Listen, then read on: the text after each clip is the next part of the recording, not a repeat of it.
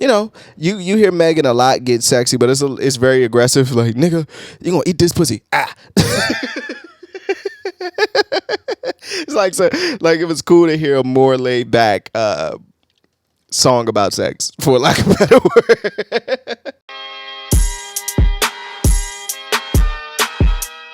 What's up, everyone? This is Tatum. I'm back with another episode of Fuck This Review, where tonight I'm going to be reviewing the new Meg Thee Stallion album, Traumazine. This is my second review on Meg Thee Stallion. I think the first one I did was Good News, which is supposedly her debut album. And I'm a Meg Thee Stallion fan. Let me just get this out the way for sure. I was about to say, when did I discover her?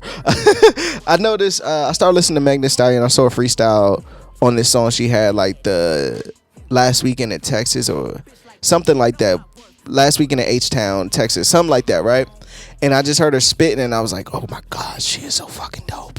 And I haven't been a fan of most of her music recently because I feel like it's just watered down, and maybe she's unhappy in her contract with 1501. But to be truly honest, I was listening to this album today. I listened to it a couple times, but today I listened to it in the gym, and it sounded amazing. And I'm not sure if I was just in an environment where it works, but first thoughts on this album. I think it's a step in the right direction for her. It does have its mishaps for me, but it does have a lot of highs for me as well. And I think this is the album that I probably thought Good News should have been. Because, like, her life's been very traumatic for the past 2 to 3 years, losing a parent, going through the shooting situation that she's been going through, the social media drama, the criticisms, the I don't believe you. But, like, it's just been the title of it fits perfectly. You know what I mean? Like, she's been through a lot of trauma. And she touched on that immediately. Like, the first song, NDA, although she raps on these, like, up-tempo kind of beats, you can hear the hurt. Like, you can hear the pain. You can hear the hard to trust anyone-ness in it, right? Like, from NDA to going to Ungrateful, where she's talking about friends that not abandoned her, but just crossed her or did her dirty, or the ills that this music industry brings for artists, right? And it's tough, man. Like it has to be like extremely tough for the like women rappers, like especially in her situation. Like it just, and you probably can't even step back and take a break. You know what I mean? Because you're still fresh and you're still new, and you want to strike while the iron's hot, and you want that, right? You want that life, that life. But when you're going through shit, like, it just got to be tough. So I feel for her in that way. Like, that's what this album made me. It just made me go, oh. Like, I couldn't really, like, I just felt for her. Although she has the energetic songs, the budgets with Lotto. And Lotto's one of my favorites, too, right now, man. Lotto is, like, a young spitter. Her, which I think is a single, I'm not a fan of that one because once the house thing becomes commercial and everybody's doing it, it just becomes cheesy. Like, it loses authenticity, whatever the fucking word is. It loses that realness aspect to it. Authenticity. I gotta say it like Eminem for me to say it. And she didn't sound comfortable on that record to me, even with the singing. And the singing wasn't great, but you could tell they're sprucing it up with, you know, effects and EQs and pitches and with pitches and compression and all that shit, right? Auto-tuned. But it just didn't sound right.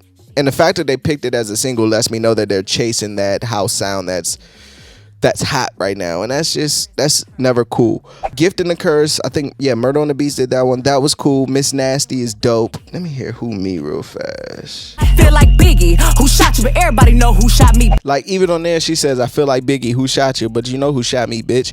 And she discussed that on, I think, the opening track of Good News. You know what I mean? I think she used the Who Shot Your sample, if I'm not mistaken. And I'm not telling her to not talk about this. Like, just imagine, and I don't know anything with this case, so take everything I say with a grain of salt. I could imagine being shot or being physically harmed by someone,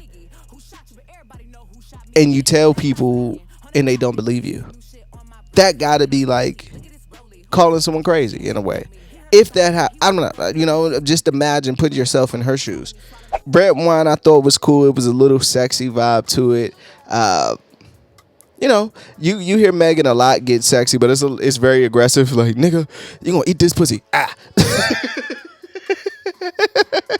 It's like it was cool to hear a more laid back song about sex, for lack of a better word. Scary, and Scary has like that horror feel sample with it, which is right in her lane because she's very into like scary movie shit. I remember she dropped like that horror film, short film a couple years back, but like that's her type of shit. So it was right in place. The song I really like on here is probably my favorite, is Anxiety, because it touches on the shit I just mentioned. Like, just imagine being shot and you speaking your truth, and then when you tell your truth, like she said, y'all niggas don't want to believe.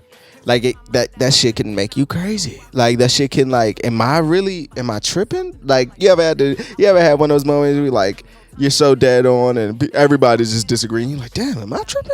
Like, sometimes you're not, In this case, I believe she's not. And I like that production on that, on Anxiety. Like, Anxiety goes in a flip-flop, where she's, again, discussing, I was around bitches I thought that loved me, at the end they didn't, you know what I mean?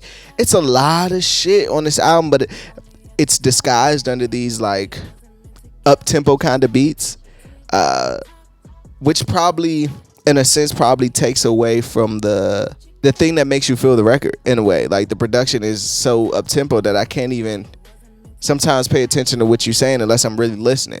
And the average consumer is just not really listening. Especially, I would assume, like, they don't put on those ears when they listen to a Meg Thee Stallion album, unfortunately. Consistency, you can keep it. Stars with Lucky Day, I didn't like that song either. It sounds like a pop song that they were trying, like, there, you could tell what that is. And I don't like pop music where you're trying to make pop music. Like, it loses, even pop music has to have some authenticness to it. Pressurelicious,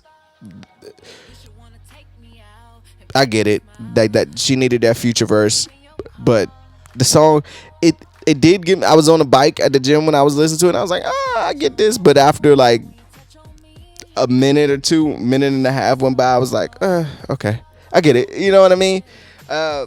Plan B, you can keep that for sure. Maybe I'm just too much of a fan of the Jodeci and Wu-Tang record, but it just didn't hit for me the way that I thought it should. Southside Royalty Freestyle, like, I think after track 15 you can keep the rest of these, even though I like Southside Royalty Freestyle because it has all the H-Town legends on it. Besides that, 18 songs went on far too long. Again, 10 to 13 tracks is the money area. You get me within there and you have a chance of, like, at least having me like your album. But if you go past that, it's like, this really got to be fucking the greatest for me, Let me get into my best songs. I like Not Nice. It reminds me of a Tupac kind of beat. I like Red Wine, and I like Anxiety. Worst song, it's Her. That's the worst song. Best line, I also like the cover too. The cover is pretty good. I think it's the actual line from Anxiety, because it sums up everything. She says, they keep saying I should get help, but I don't even know what I need. They tell me to keep speaking your truth, but at the same time, they don't want to believe. I think that sums up this whole era of Meg. That line sums it all up for me. As far as a rating, I'll give it a 3. I'll give it a 3 out of 5. I like it way better than I like Good News, and that's gracious. Let's wrap this up though. In closing, when it comes to Meg Thee Stallion, Traumazine, I think it's an actually good album. I know this is her last one with 1501, which she mentioned, so hopefully it gets some type of push to it and not just one of those thrown out albums. But from a fan aspect of Meg Thee Stallion, I think she's in a this case gotta get past. Like, she gotta get past this era. Like, I want to see her just like everyone. I want to see her happy and be able to make the music that she want. Like, it's a lot of shit going on with her record company, the shooting, the case, the rock. Like, it's a lot of shit going on with her just out of nothing, you know, just for no reason. And you know, I just want to see her happy, you know. And I hope that this is the last one that we get of just that trauma. Like, I was having a conversation with someone the other day. We were watching some show. We were watching P Valley, and she was on P Valley, coincidentally, 2 episodes ago. But anyway, I was speaking about just black trauma and how, like, damn, you think they only let us do these shows because it perpetuates black trauma?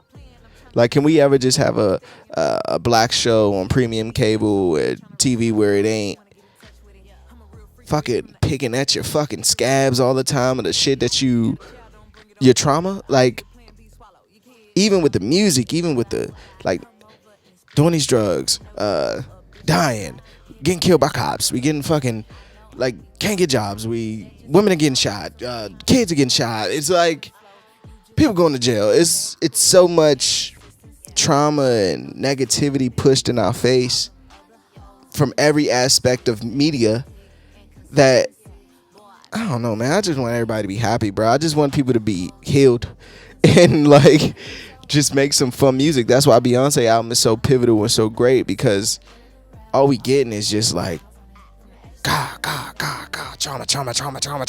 Like, it's just everywhere. But